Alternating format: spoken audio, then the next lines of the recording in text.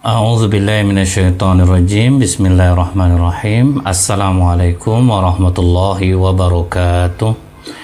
Innal hamdalillah nahmaduhu wa nasta'inu wa nastaghfiruh wa na'udzubillahi min syururi anfusina wa min sayyiati a'malina. May yahdihillahu fala mudhillalah wa may yudlil fala hadiyalah. Asyhadu an la ilaha illallah wahdahu la syarikalah wa asyhadu anna Muhammadan abduhu wa rasuluh. Allahumma salli wa sallim wa barik ala hadzal nabiyil karim wa ala alihi wa sahbihi ajmain. Kaum muslimin muslimat di mana saja berada yang dapat menyaksikan video ini, yang semoga kita semua senantiasa dirahmati oleh Allah, senantiasa kita bersyukur kepada Allah dengan mengucapkan alhamdulillahirabbil alamin.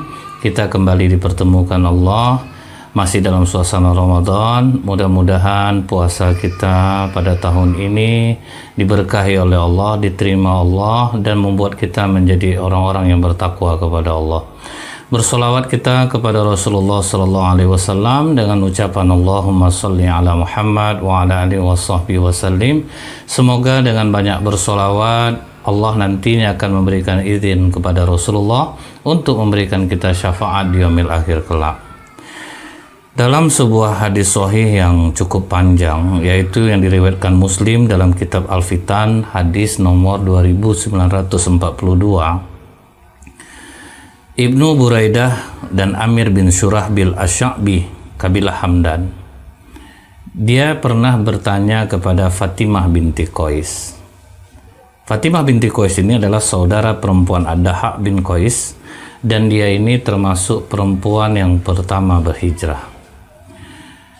Amir berkata kepada Fatimah bin Qais, "Wahai Fatimah, sampaikanlah kepadaku suatu hadis yang engkau dengar daripada Rasulullah SAW yang tidak engkau sandarkan kepada siapapun selain beliau. Hadis yang betul-betul kau dengar dari Rasulullah SAW." Kemudian apa kata Fatimah binti Qais? "Tentu, jika engkau mau akan aku sampaikan." Fatimah kemudian berkata, dia ceritakan dari awal ini, "Aku ini menikah dengan Ibnu Al-Mughirah. Dia termasuk pemuda pilihan kaum Quraisy kala itu." Nah, jadi Fatimah ini menjelaskan bahwa suaminya di kalangan orang yang terpandang di kalangan orang Quraisy. Sekalipun dia orang yang terpandang dan dia ternyata ikut berperang, kemudian terbunuh pada permulaan jihad bersama Rasulullah SAW.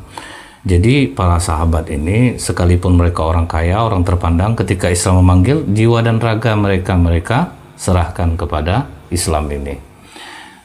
Kalau orang kan biasa kalau dia udah kaya, udahlah aku bantu harta, jadi aku nggak ikut lagi. Nah, kita pun kadang memaklumi situasi itu. Tapi kalau sahabat, mereka tidak mau. Jiwa dan raga mereka serahkan untuk Islam ini. Kemudian aku menjadi janda. Setelah kematian suaminya, dia menjanda. Datanglah Abdurrahman bin Auf, salah seorang sahabat Rasulullah SAW. Dia ingin melamar Fatimah binti Qais, tapi bukan untuk dirinya, untuk sahabat yang lain. Sementara itu, ternyata Rasulullah juga melamar Fatimah binti Qais untuk Usamah bin Zaid.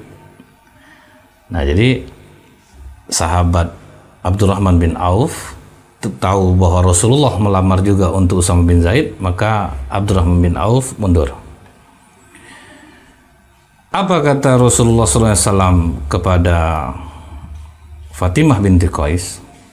"Barang siapa yang mencintaiku, maka hendaklah dia mencintai Usamah." Artinya Rasulullah sangat sayang kepada Usamah bin Zaid ini.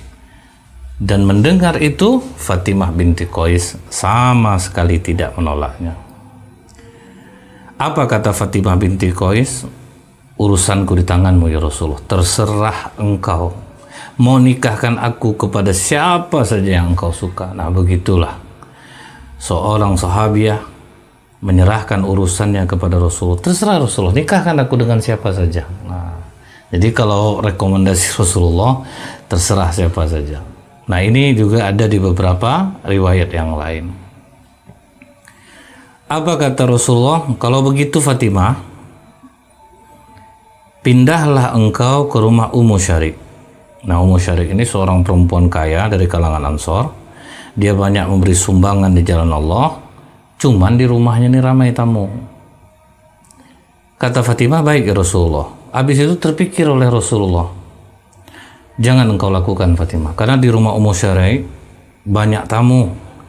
Nanti pasti ada tudungmu jatuh, bajumu tersingkap sehingga menampakkan kedua betismu sehingga kaum laki-laki melihat auratmu. Jadi betis itu pun juga aurat bagi perempuan. Nah, inilah kalau orang Islam, perempuan muslimah, dia ikuti apa yang dikatakan Rasulullah ini, insya Allah dia akan selamat. Karena apa? Kalau kita ibaratnya sebuah permen, kalau permen yang udah terbuka, orang tidak mau mengambilnya. Tapi yang dipilih orang adalah permen yang tertutup. Orang banyak mengatakan, waduh, panas itu, sulit itu. Tetapi di sana ada hikmah yang besar yang membuat paling tidak seorang muslimah itu dia terfikir, pakaian aku seperti ini, aku tidak boleh bersikap seperti ini. Tapi pernah di daerah Manhattan, perempuan yang berhijab jalan, padahal di situ berandalnya sangat berbahaya, tapi memang mereka segan untuk mengganggunya kalau orang berhijab secara syar'i. Kemudian dicoba sosial eksperimen, perempuan seksi jalan. Hanya butuh waktu beberapa menit, 7 menit aja udah hampir diperkosa sama orang. Nah, jadi ini salah satu fungsi kita menutup aurat walaupun panas. Nah, jadi sangat bodoh kalau ada laki-laki yang dia menginginkan istrinya perempuan yang seksi. Nah, ini sebenarnya aneh gitu. Dia senang istrinya dilihat oleh orang lain. Nah, sementara Islam sangat menjaga betis saja jangan sampai terlihat. Kalau begitu Fatimah, pindah saja kau ke rumah Abdullah bin Amr bin Umi Maktum, seorang laki-laki dari Bani Fir. Setelah masa iddah Fatimah binti Qais ini berakhir, nah, jadi setelah dia di rumah selama masa iddahnya, dia terdengar ada seorang sahabat Rasulullah SAW menyuruhkan mendirikan sholat berjamaah. Maka Fatimah binti Qais pergi ke masjid dan sholat bersama Rasulullah SAW. Apa kata dia? Aku berada di barisan wanita yang berada tepat di belakang kaum laki-laki. Artinya perempuan tidak terlarang, dia mau ke masjid untuk sholat berjamaah. Makanya Rasulullah mengatakan, la tamna'un nisa akumul masjid. Jangan larang perempuan kalau dia mau sholat ke masjid.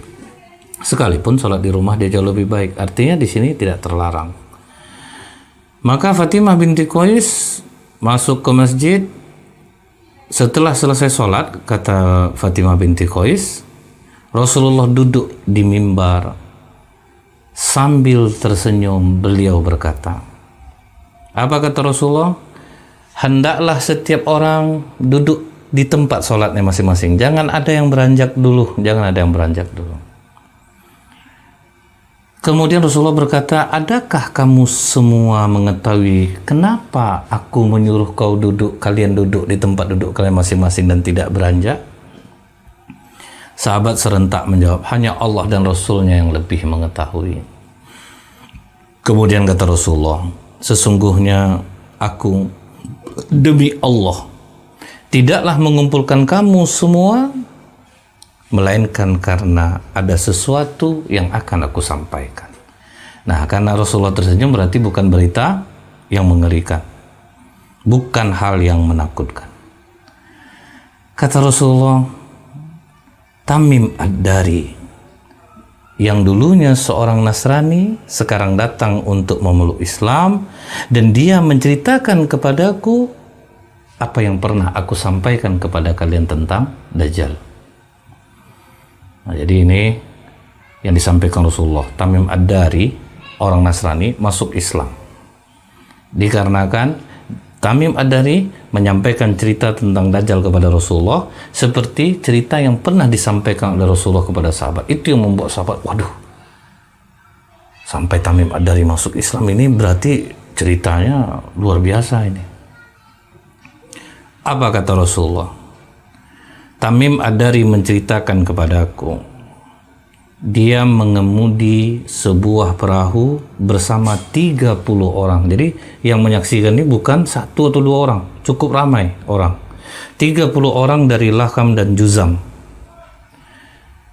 Rupanya di tengah lautan mereka kehilangan arah, dipermainkan oleh ombak. Jadi nggak tahu mau kemana pergi, dan itu lamanya 1 bulan. Akhirnya mereka berlabuh menuju suatu pulau di laut, dan sampai di pulau itu waktu terbenam matahari. Jadi mereka sudah nampak sebuah pulau, mereka pergi ke sana, sampai di pulau itu pas waktu terbenam matahari.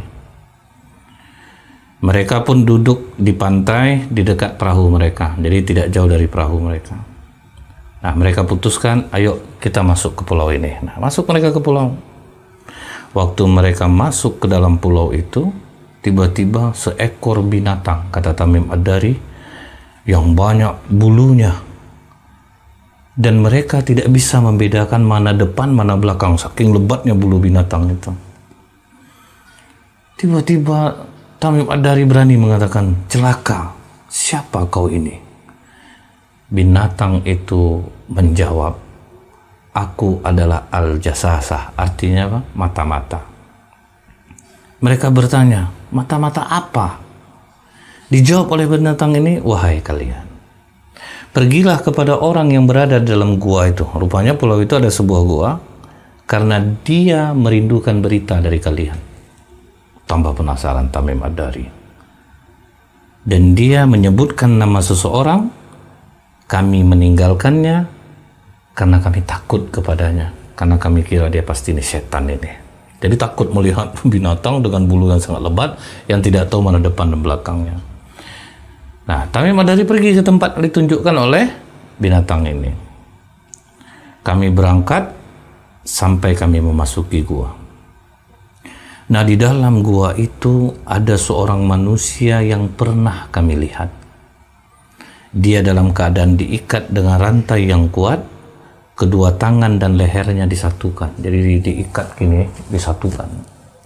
Lutut hingga kedua mata kakinya diikat dengan besi. Nah, jadi cukup kuat ikatannya. Kemudian kami berkata kepada orang ini, kamu ini siapa? Dikatakan oleh orang ini, kalian sebetulnya telah mengetahui tentang aku. Ini aku beritahukan kepada kalian. Tapi aku bertanya dulu, siapa kalian ini? Maka Tamim Ad-Dari mengatakan, kami adalah manusia dari bangsa Arab. Kami menaiki perahu lalu dihentam gelombang laut besar dan ombak mempermainkan kami selama 1 bulan. Dan kami berlabuh di pulau ini. Kami duduk tadi di tepi pantai, kami masuk ke dalam pulau ini, kami didatangi oleh seekor binatang yang berbulu sangat lebat, kami tidak mengetahui yang mana depan dan mana belakang. Kami bertanya siapa dia, dia menjawab, dia adalah Al-Jasasah, mata-mata. Kami bertanya, mata-mata apa? Dia tidak menjawabnya, dia cuma mengatakan, pergilah kalian kepada orang yang berada dalam gua itu, karena orang dalam gua itu sangat merindukan berita dari kalian. Makanya kami datang kemari. Karena kami takut melihatnya. Setelah itu orang yang diikat tadi bertanya kepada Tamim Ad-Dari, ceritakan kepadaku tentang kurma baisan. Kurma baisan ini yaitu tumbuh di sekitar utara Yerusalem. Kemudian ditanya oleh Tamim Ad-Dari, tentang apa yang kau mau tahu tentang kurma baisan? Aku ingin bertanya, kurma itu masih berbuah nggak? Kata Tamim Ad-Dari, ya, pohon kurma itu masih berbuah, cuman sekarang sudah mulai agak kering lah, tidak seperti biasanya. Kemudian dia katakan lagi, bagaimana tentang danau Tiberias? Tentang apa yang kau mau kami sampaikan tentang danau Tiberias? Masih banyak enggak airnya?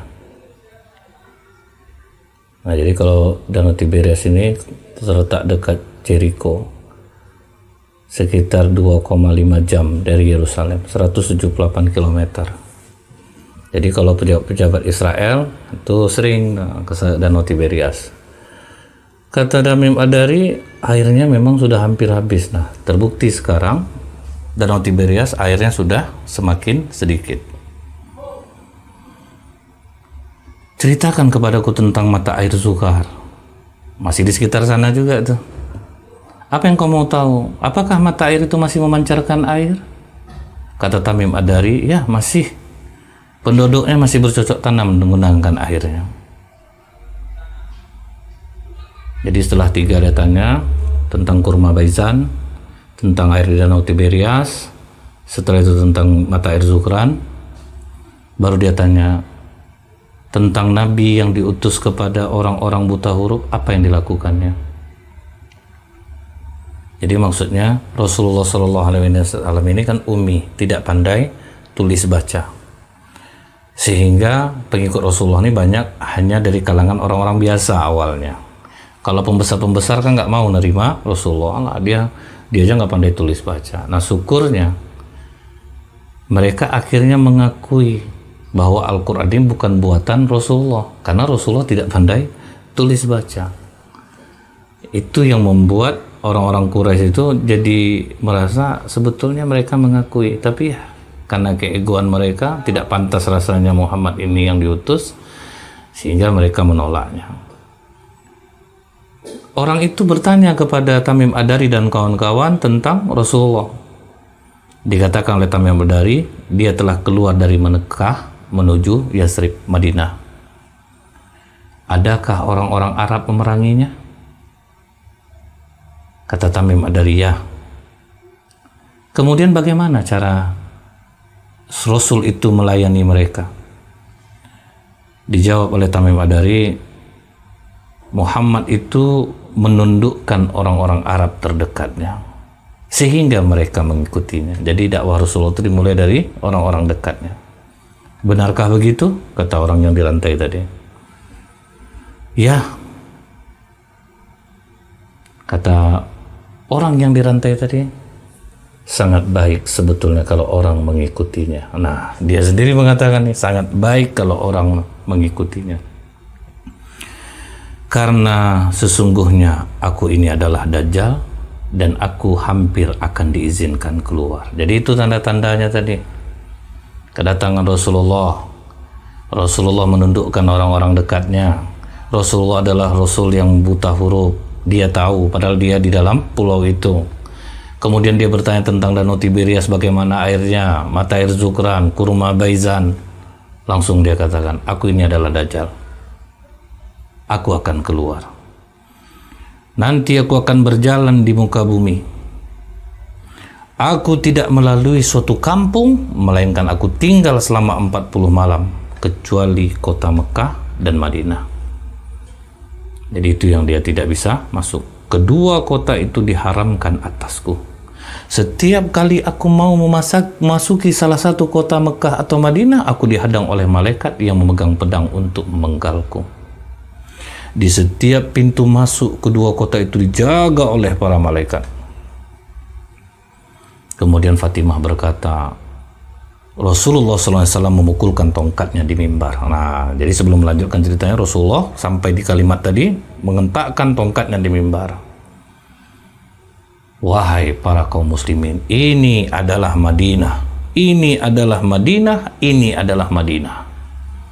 Jadi Rasulullah meyakinkan sahabat, Madinah tidak akan dimasuki oleh Dajjal. Aku telah menyampaikan kepada kalian. Kemudian kata Rasulullah, aku merasa takjub dengan cerita Tamim Ad-Dari. Sungguh cerita Tamim Ad-Dari itu sesuai dengan apa yang pernah aku sampaikan kepada kalian. Ketahuilah oleh kalian, Dajjal itu berada di lautan Syam atau di lautan Yaman. Nah, jadi Rasulullah mengatakan nih, Dajjal itu di lautan Syam atau di lautan Yaman, bukan dari arah timur. Nah, Rasulullah menunjuk ke arah timur, bukan dari arah timur, bukan dari arah timur, bukan dari arah timur. Jadi ingat tuh, Dajjal dari mana? Lautan Syam lautan Yaman. Jadi jangan pernah bilang ada orang Indonesia ini dajjal. Nah, sifatnya mungkin ada. Kalau sifat dajjal banyak, nanti akan kita ketahui nanti bagaimana. Setelah itu apa kata Rasulullah? Hati-hatilah kalian, karena dajjal itu sangat dahsyat fitnahnya. Nah, ini terdapat dalam Sahih Muslim Kitab Al-Fitan nomor 2942. Nah, yang berikutnya, apa kata Rasulullah SAW? 3 tahun sebelum keluarnya Dajjal. Nah, ini tandanya nih, tanda 3 tahun sebelum Dajjal itu keluar, langit akan menahan sepertiga air hujannya. Udah jarang banget turun hujan. Kalau sekarang ini masih normal nih. Sekekeringan apapun belum akan kurang air, stok air di bumi ini dalam 1 tahun.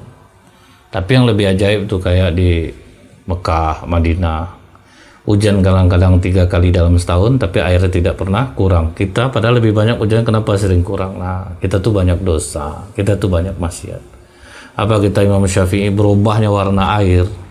Dulu misalnya seperti air Sungai Siak masih bisa diminum kita untuk mandi, berubahnya warna air tergantung semakin banyak maksiatnya di atas permukaannya, maka akan berubahlah warna air. Makanya sulit orang sekarang mau dapat air bersih, itu sulit karena dosa semakin banyak, karena melakukan dosa semakin mudah, aksesnya semakin mudah untuk melakukan dosa. Apalagi kita menggunakan handphone, kita sudah bisa video call. Nah, ini bahaya betul, tantangan terberat terutama bagi orang-orang muda. Ini tantangan yang sangat berat. Nah, kalau pada masa dulu hanya ada HP aja udah bisa buat orang dosa yang hanya bisa SMS-an, apalagi sekarang yang udah bisa video call. Nah, jadi air udah jarang turun 3 tahun menjelang keluarnya Dajjal. Karena air jarang turun, akhirnya tumbuhan di bumi pun kurang menghasilkan. Nah, pada tahun yang kedua, langit menahan 2/3 air hujannya dan bumi menahan 2/3 tumbuh-tumbuhannya, karena nggak cukup lagi stok air untuk menumbuhkan tumbuh-tumbuhan. Pada tahun yang ketiga, langit menahan air seluruhnya, bumi juga menahan tumbuh-tumbuhan semuanya. Kering total, tidak ada penghasilan lagi. Tumbuh-tumbuhan tidak menghasilkan lagi, langit tidak lagi menurunkan hujan. Inilah ciri-ciri tahun pertama, tahun kedua, dan tahun ketiga Dajjal akan turun. Nah, jadi kita mesti tahu nih, jangan kita bilang alah masih lama lagi ya. Kita mati pun tidak menunggu sehat atau sakit. Jangan dikira lama kita leha-leha sekarang, nggak bisa juga seperti itu. Ini memang tumbuhan masih normal lah, masih banyak. Tidak ada kekurangan stok lah kalau untuk tumbuhan saat ini. Nah, ini hadis riwayat Imam Ahmad. Apalagi kata Rasulullah SAW,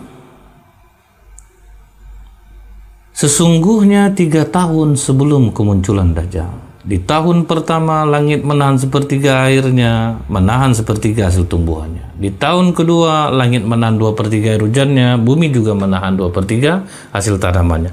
Di tahun ketiga langit menahan seluruh yang ada padanya, begitu pula bumi. Sehingga binasalah setiap yang memiliki gigi pemamah dan kuku. Jadi banyak yang binasa, hewan-hewan binasa, banyak orang-orang mati. Dilanjutkan dalam hadis riwayat Nawas bin Sam'an. Pada suatu pagi, kata Nawas bin Sam'an, Rasulullah SAW berbicara mengenai Dajjal. Kadang Rasulullah rendahkan suaranya, kadang ditinggikannya suaranya, sehingga kami merasa seolah-olah berada dalam sekelompok lebah. Pada petang hari, kami mendatangi beliau, dan beliau sudah mengetahui persoalan kami. Jadi, sahabat ini penasaran nih, pagi tadi itu Rasulullah tuh ngomong apa ya? Maka petang harinya sahabat mendatangi Rasulullah. Rasulullah bertanya kepada kami, kata Nawas bin Sam'an, apa kabar kalian? Kami menjawab, wahai Rasulullah, kan tadi pagi Rasulullah berbicara mengenai Dajjal. Kadang Rasulullah rendahkan suara, kadang Rasulullah tinggikan suara. Jadi kami itu seperti seolah-olah berada dalam sekerumunan lebah. Kami itu ketakutan ya Rasulullah. Rasulullah SAW berkata, sebetulnya Nawas, bukan Dajjal yang mengkhawatirkan aku terhadap kalian semua. Jika ia muncul dan aku masih berada di antara kalian, tentu aku akan membela kalian atas Dajjal. Dan jika ia muncul sedangkan aku sudah tidak ada di samping kalian, setiap manusia akan menjadi pembela atas dirinya sendiri. Dan Allah akan menggantikanku menjadi pembela di atas setiap orang muslim. Jadi kalau Dajjal udah turun, kita bela diri masing-masing. Maksudnya itu apa? Jaga keimanan kita. Kalau kalian aku nggak khawatir, kata Rasulullah. Kalau masih ada aku bela kalian. Nah kalau aku sudah tidak ada, kalian bela diri kalian. Maksudnya jadilah kalian seorang muslim yang benar-benar muslim. Tidak gampang dipengaruhi. Kemudian dilanjutkan oleh Rasulullah, Dajjal itu adalah seorang pemuda berambut keriting. Jangan pula tengok kawan-kawannya rambut keriting pula, tersinggung lah dia nanti. Jadi ini ciri Dajjal. Ciri-ciri Dajjal, dia berambut keriting, matanya picek. Dan aku lebih cenderung mengumpamakannya seperti Abdul Uzza bin Qatan. Jadi ada orang yang bernama Abdul Uzza bin Qatan, dia hampir kayak gitu, matanya picek. Barang siapa di antara kamu bertemu dengannya, kata Rasulullah, maka bacakanlah permulaan surat Al-Kahfi. Makanya kata Rasulullah, siapa yang membaca surat Al-Kahfi di malam Jumat, maka dia akan mendapatkan cahaya sampai Jumat berikutnya. Dajjal pun tidak akan mampu menggelincirkannya. Jadi ini yang harus sering dibaca oleh umat Islam, surat Al-Kahfi. Dan kata Rasulullah, permulaannya saja 10 ayat permulaan surah Al-Kahfi. Nah ini untuk melemahkan Dajjal. Dilanjutkan oleh Rasulullah, dia akan muncul di suatu tempat sunyi antara Syam dan Irak. Dia merusak ke kanan dan ke kiri. Wahai hamba-hamba Allah, teguhkanlah pendirian kalian. Jadi ini pesan Rasulullah, jangan sampai kalian terpengaruh, teguhkanlah pendirian kalian. Kenapa kok kata Rasulullah teguhkan pendirian kita? Ditanya oleh para sahabat, ya Rasulullah, berapa lama dia tinggal di bumi ini? Kemudian kata Rasulullah, dia tinggal di bumi 40 hari. Nah tapinya ada nih, 1 hari dia di bumi sama seperti setahun. Nah, begitulah lamanya jadinya. 1 hari dia di bumi sama setahun. Kemudian yang 1 hari berikutnya seperti sebulan. Hari ketiga, 1 hari seperti sepekan, dan selebihnya seperti hari-hari kalian. Nah, jadi itulah Dajjal nih, hebat dia punya kepandaian. 1 hari pertama dia tinggal, dibuatnya 1 hari itu setahun jadinya. Begitu lamanya, panjang. 2 hari sebulan, sama dengan sebulan. 3 hari sepekan, baru normal hari-hari itu. Ditanya lagi oleh sahabat, wahai Rasulullah, ketika sehari seperti setahun, cukupkah bagi kami kalau sholatnya hanya sehari? Beliau menjawab, tidak, hitunglah sebagaimana pantasnya. Karena matahari terus bersinar. Nggak malam-malam dia selama 1 tahun itu. Nanti pas sudah mendekat 1 tahun, baru dia masuk sore, baru gitu. Jadi kalian ukur sendiri. Nah itulah kehebatan Dajjal diberikan oleh Allah. Ukur aja sendiri. Sholat subuhnya, sholat apanya, diukur aja sendiri. Kalau kita sekarang ini seperti di Rusia, kadang matahari terbenam jam 11 malam. Jadi kita kira-kira aja sendiri waktunya. Ditanya lagi oleh sahabat, berapa kecepatan dia berjalan di bumi? Dikatakan oleh Rasulullah, seperti hujan yang ditiup angin. Begitulah kencangnya dia. Dia mendatangi suatu kaum, kemudian diajaknya kaum itu supaya beriman kepadanya. Kalian berimanlah kepada aku. Maka mereka kaum itu beriman, mematuhi segala perintah Dajjal. Hebatnya dia katakan, dia perintahkan langit, hujanlah langit, turun hujan, tumbuhlah bumi, tumbuh-tumbuhan bumi. Bila hari petang, ternak mereka pulang ke kandang dalam keadaan gemuk, susu lebih besar karena cukup makan. Nah ini yang membuat orang banyak beriman sama Dajjal. Makanya kata Rasulullah tadi, teguhkan pendirian kalian, jangan terpengaruh dengan kehebatan itu. Lah orang-orang yang lemah, yang tidak mengetahui sejarah ini, kemudian dia tidak berislam dengan benar, tentu wah iya nih mah. Kalau diajak dia kemari, ayo kita masuk ke partai ini, kita dapat ini, dapat itu, akhirnya mereka kan tertarik karena yang dilihatnya dunia, kehebatannya. Maka seperti Sai Baba di India bisa mengeluarkan pasir dari tangan. Padahal itu trik sulap semuanya, mengeluarkan telur dari emas dari mulut. Itu aja udah banyak pengikutnya. Nah ini yang kita khawatirkan. Makanya kata Rasul, teguhkan pendirian kalian. Nah jadi dia ini bisa nyuruh langit nurunin hujan, bisa. Nyuruh bumi keluarkan hasil bumi, bisa. Jadi ternak-ternak penduduk gemuk. Nah, kemudian lagi dia datangi kaum yang lain, kata Rasulullah. Dia ajak mereka supaya beriman kepadanya. Penduduk itu, kaum itu menolak ajakannya, maka ketika Dajjal pergi, besok pagi negeri mereka akan kering kerontang. Kekayaan mereka habis, ludes. Kemudian dia lewat di satu negeri yang telah rusak binasa, dia berkata, keluarkanlah perbendaharaanmu, keluarlah seluruh kekayaan negeri itu, dan pergi mengikuti raja seperti pemimpin lebah diikuti oleh rakyatnya. Jadi begitu lihat, wah aduh, iya nih hebat nih, miskin kita langsung dibuatnya, dia suruh keluarkan kekayaan, keluar kekayaan. Akhirnya banyak orang ikut dia. Nah itu kehebatan Dajjal. Setelah itu kata Rasulullah, dia memanggil seorang remaja muda.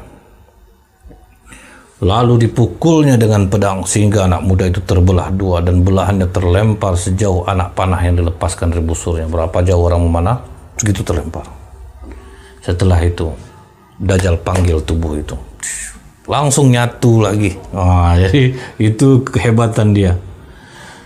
Tubuh yang terbelah itu kemudian datang seutuhnya dengan wajah yang berseri-seri sambil tertawa. Apa nggak takjub orang? Jadi itu hati-hati nih. Kita kalau andai kata ketemu dengan orang yang seperti ini punya kehebatan, hati-hati, teguhkan pendirian kita, karena dia hebat. Udah dibunuh ya, terlempar sejauh itu, dia panggil datang lagi. Nabi Ibrahim pernah nih disuruh mencincang-cincang burung, diletakkan di tempat yang berbeda-beda, kemudian disuruh Allah panggil. Itu Allah yang menginginkannya.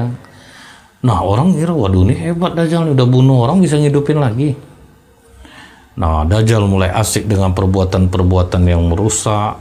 Kemudian Allah bangkitkanlah Isa al-Masih ibnu Maryam, Nabi Isa alaihissalam. Allah turunkan dekat menara putih di sebelah timur Damaskus, memakai dua pakaian berwarna, berpegang kepada dua sayap malaikat. Apabila dia rundukkan kepala, hujan pun turun. Dan apabila dia mengenanggadahkan kepala, berjatuhan darinya biji-biji perak bagaikan mutiara.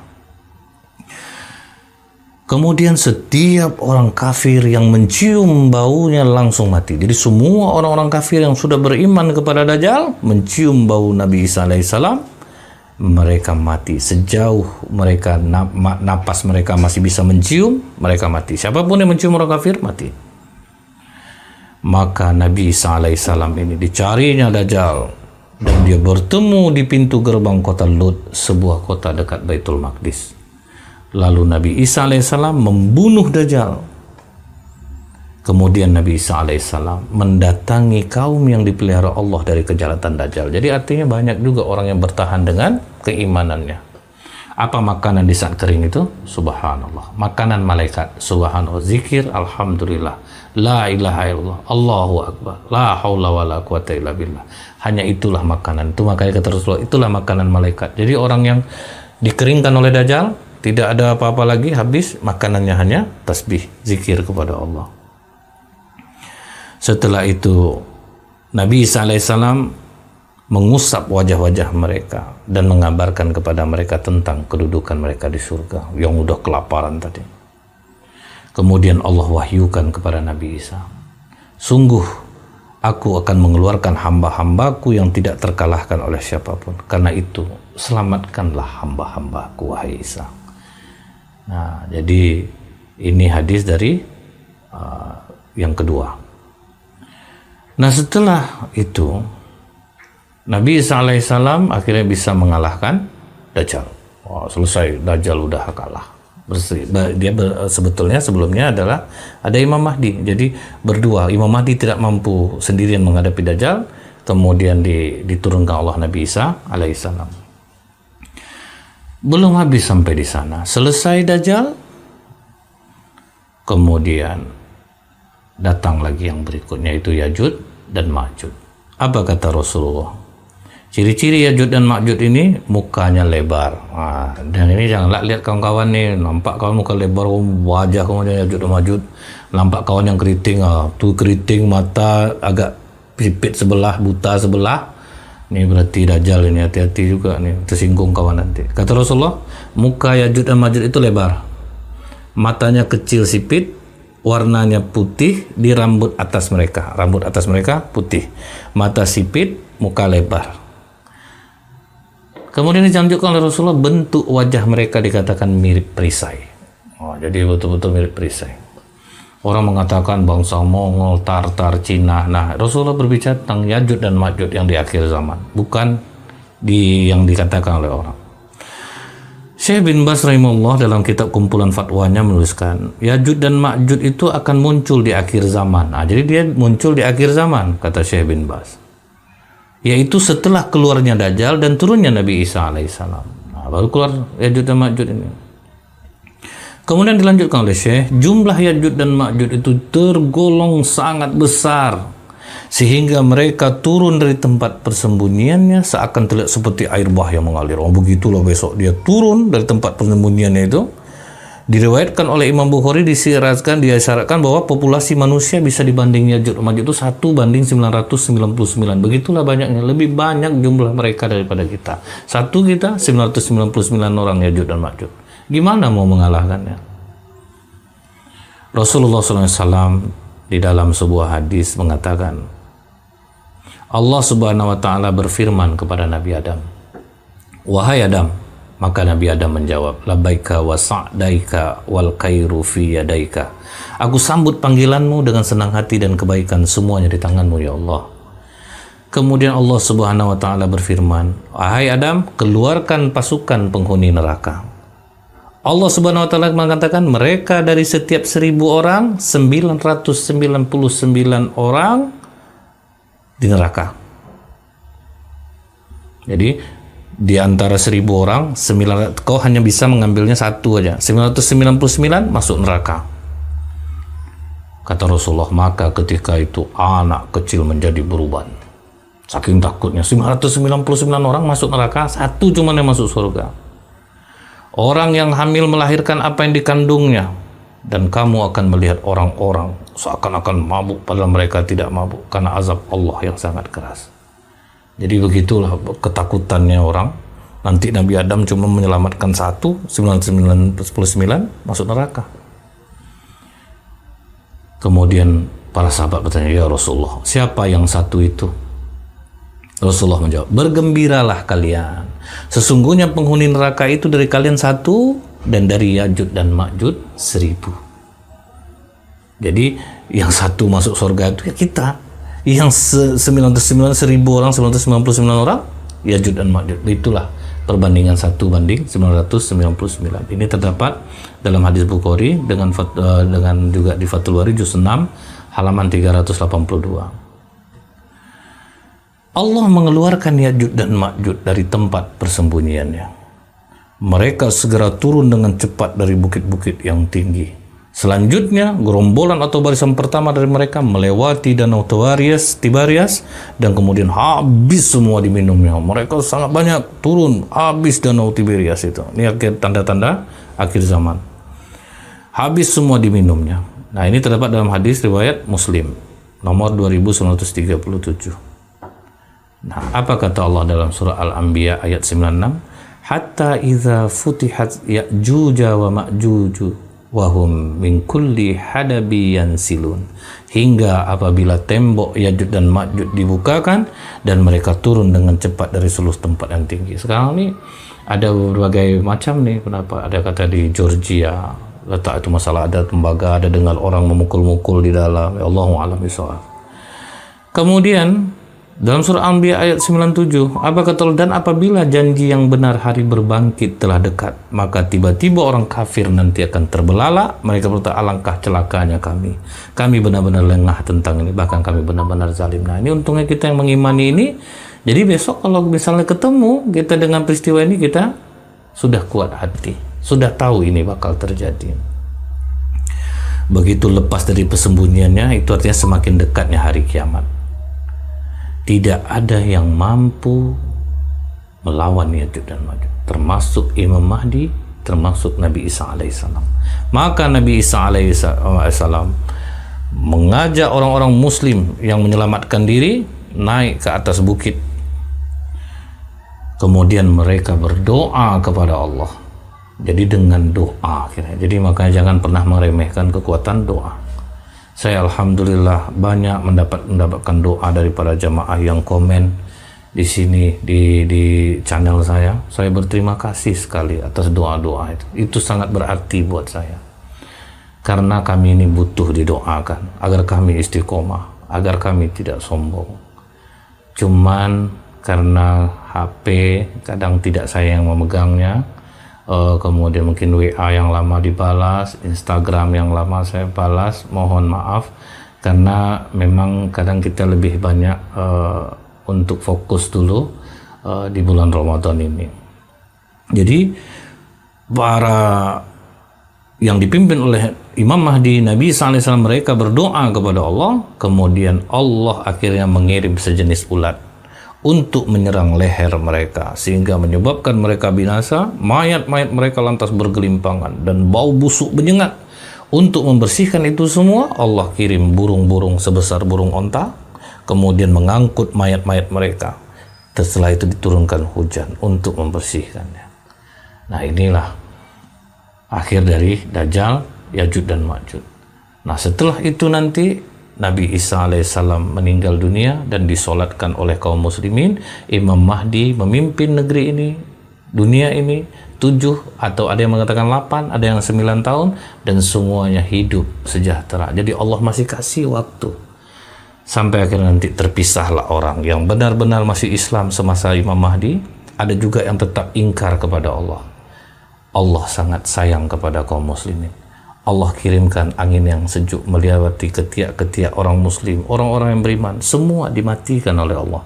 Tinggallah orang-orang kafir nanti yang akan merasakan kiamat. Jadi insya Allah orang-orang muslim tidak akan merasakan bagaimana dahsyatnya kiamat, karena sebelum itu Allah matikan mereka dulu semua, dan yang tinggal hanya orang-orang yang ingkar kepada Allah. Namun demikian, jangan kita lengah. Kuatkanlah iman kita kepada Allah. Begitu sayang Allah sama kita, begitu Allah kasih kesempatan, buka hati kita. Memang untuk kadang menjemput hidayah ini butuh untuk dipaksakan, tetapi nanti lama-lama akan menjadi suatu biasa dan menjadi suatu kelezatan. Subhanakallahumma bihamdika asyhadu an la ilaha illa anta astaghfiruka wa atubu ilaik. Assalamualaikum warahmatullahi wabarakatuh.